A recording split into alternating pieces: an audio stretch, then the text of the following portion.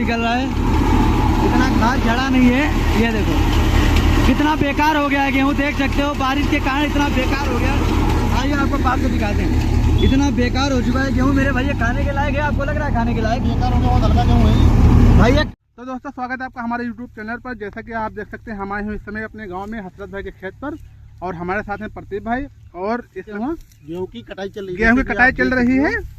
और अभी आपको दिखा रहे हैं गेहूं की कटाई चल रही है, कैसे ये पूरी फसल तैयार होती है उसके बारे में भी हसरत भाई बताएंगे। अभी हम लोग खेती पे हैं। और ये अपने हसरत भाई, बताइए हसरत भाई कैसे हो? बढ़िया, आप बताओ। हम भी बढ़िया। अभी हम तो अपने खेत पे थे, कटाई चालू है जो कि आप सभी देख सकते हो। और इधर कटाई चालू है, उधर बोझ इकट्ठे किए जा रहे हैं, वो अभी खंदाई के लिए रेडी कर रहे हैं। और ट्रैक्टर भी खड़ा है।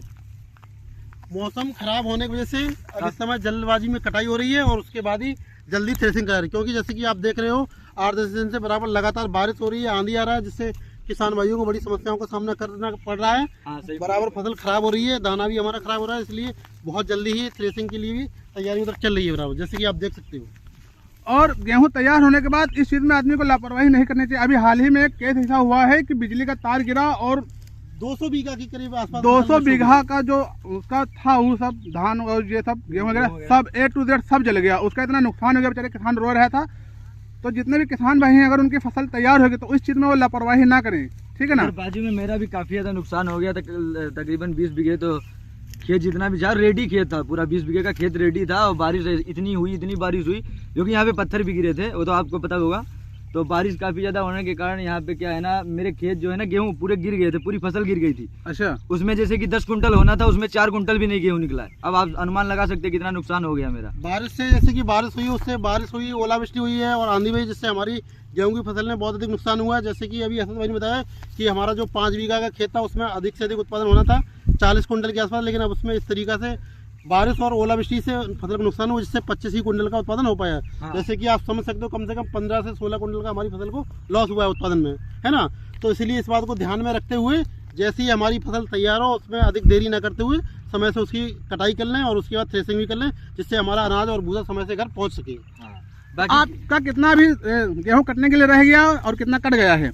अभी लगभग अगर जो अनुमान लगाओ तो 22 बीघे रह गया है। बाकी फिलहाल सब कट चुका है। हाँ। अच्छा, तो आप देख सकते हैं कि इधर ज्यादातर गेहूं ही लगाया गया था और जितने सब कट चुके हैं। अब इनकी रह गई, अब सिर्फ खंदाई इनकी रह गई है और खंदाई के लिए थ्रेसर वगैरह तैयार है, आपको दिखाते हैं चल के। आइए हसरत, थ्रेसर दिखाई चल के, चलिए प्रदीप भाई। यहाँ देखो गट्ठर हमारा इकट्ठा हो गया है थ्रेसिंग के लिए। अभी कुछ गट्ठर और बचे जो इकट्ठा हो रहा है, धीरे धीरे मतलब अभी 1 घंटा में हमारा पूरा ये गट्ठर इकट्ठा हो जाएगा। उसके बाद ये आप देख सकते हो, ये थ्रेसर लगा है पास भी, जिससे थ्रेसिंग होगी, है ना।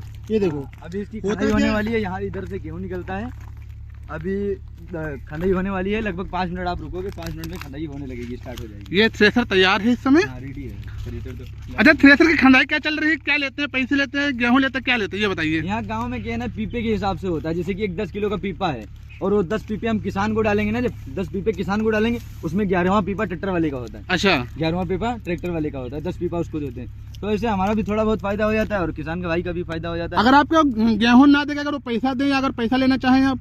नहीं, तो किसान भाई नहीं दे पाएंगे इतने। क्या है ना, किसान भाई इतना पैसा तो कमा नहीं पाते कि पैसा दे देंगे कि हाँ गेहूं दे देते हैं। होता क्या, गेहूं से क्या है कि जैसे हमारी ये जो फसल है इससे उत्पादन होगा, तो गेहूं देने में हमको कोई दिक्कत नहीं होती है। हाँ, अगर पैसे की मैं बात करूं तो फिर हम इस गेहूं को मार्केट ले जाएंगे, वहाँ बेचेंगे, वहाँ से जब हमको पैसा मिले तब हम इस ट्रैक्टर वाले को, थ्रेसर वाले को दे सकते हैं। लेकिन ऐसा होता क्या कि क्योंकि उनको कल अभी हमारे खेत को काटने के बाद दूसरे में जाएंगे तो उनको डीजल भी चाहिए, तो इसलिए वो गेहूं हम उनको दे देते हैं, वो अपना बेच बाच के तुरंत उसका मैनेज करते हैं। भूसे का क्या होता है? भूसा बेचते हैं या अपने जानवरों को खिलाते हैं? नहीं, भूसा बेचते नहीं है। भूसा के हम लोग के इतने जानवर रहते हैं, गाय और भैंस हम लोग इतनी पाल के रखते हैं कि हम लोग को लेना पड़ता है। अच्छा, हम लोग बाहर से लेते हैं, क्या करें, इतने परेशान हैं। अभी इस बार तो बारिश की वजह से सब भूसा बेकार भी हो गया। सब देखो ना, अभी आप देख सकते हो यहाँ पे सारा भूसा मतलब बेकार हो गया, वो पीला पीला सा हो गया। तो गाय लोग जो है ना खा नहीं पा रही, ये भूसा खाना नहीं पसंद कर रही, तो हम लोग भूसा बाहर से लाएंगे। अभी भूसा इतने होता क्या है, जो बारिश होने से, बारिश हुई, ओलावृष्टि हुई है ना, इससे क्या है कि जो हमारी फसल है इसमें थोड़ा बेकार सी होगी, इसलिए जिसमें देखो भाई देखा होगा जैसे कि अगर अगर किसी मतलब देखो सीधी सी बात होती है, जैसे हम ही लोग हैं, अगर खाने में कुछ धूल मिट्टी गिर जाए तो हम लोग उसको इंटरेस्ट नहीं खाते, वो अच्छा नहीं लगता है।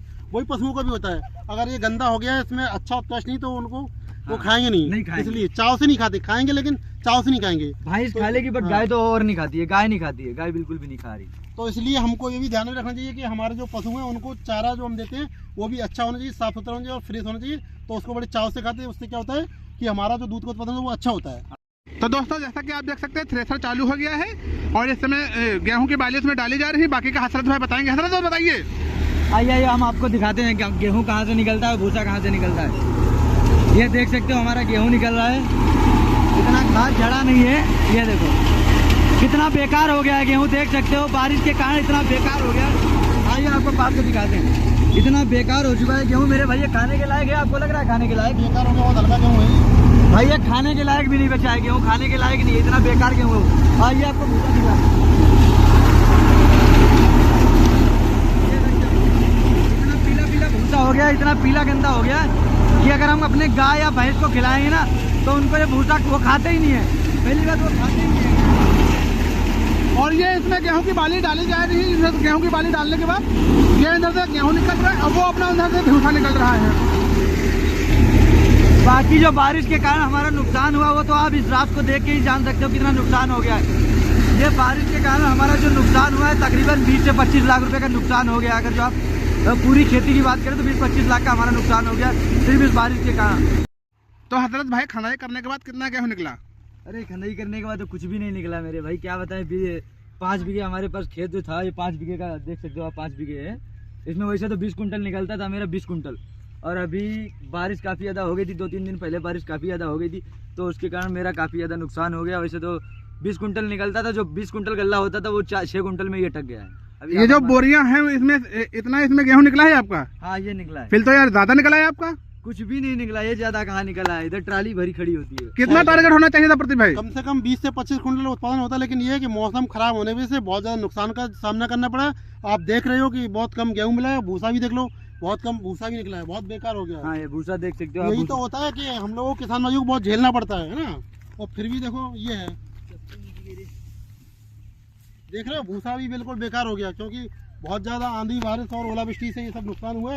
उत्पादन पे भी बहुत अच्छा खासा असर पड़ा है, इसीलिए तो हम किसान दिन पे दिन और गरीब होते चले जा रहे हैं। देख सकते हो हाँ, आप, देखो, भैया सही बता रहे हो, सही देखो। बता रहे हो भैया। बिल्कुल ये देख सकते हो आप, दाना भी देखो कितना अच्छा नहीं हुआ है, बिल्कुल बेकार हो गया, बिल्कुल क्योंकि बारिश बेकार से से भीगने दाना की हो वजह गया से है, ये देख सकते हो आप। अब इसकी बाजार में वैल्यू भी बहुत कम रहेगी, रेट भी अच्छा नहीं मिलेगा। तो इसको बेचेंगे या घर के लिए रखेंगे? अब बेच तो नहीं पाएंगे, इतना हुआ इसमें क्या बेचेंगे हम। अगर तो खाने के अगर लिए पूरा 20-25 कुंटल होता तो हम बेच भी सकते थे, इसमें तो हम खा भी नहीं पाएंगे, हाँ, क्योंकि खा भी नहीं मेरा पाएंगे, परिवार हमको बड़ा खरीदना है ना, पड़ेगा। इसलिए हम 8 से 10 लोग हैं, तो ये कहाँ पूरी साल भी कवर नहीं हो पाएगा। ये एक साल कवर हो पाएगा नहीं हो पाएगा? नहीं हो पाएगा, इतने में नहीं हो पाएगा। काफी ज्यादा नुकसान हो गया हमें, बारिश हो गई उससे ज्यादा नुकसान हो गया। वैसे तो हमारे पास इतना हो जाता था कि हम बेच भी लेते थे और सुकून से खाते भी थे। तो दोस्तों आज के व्लॉग में बस इतना ही। आज की जो कहानी थी एक किसान की बड़ी दुख भरी कहानी थी और मिलते हैं नेक्स्ट वीडियो में। Okay, thank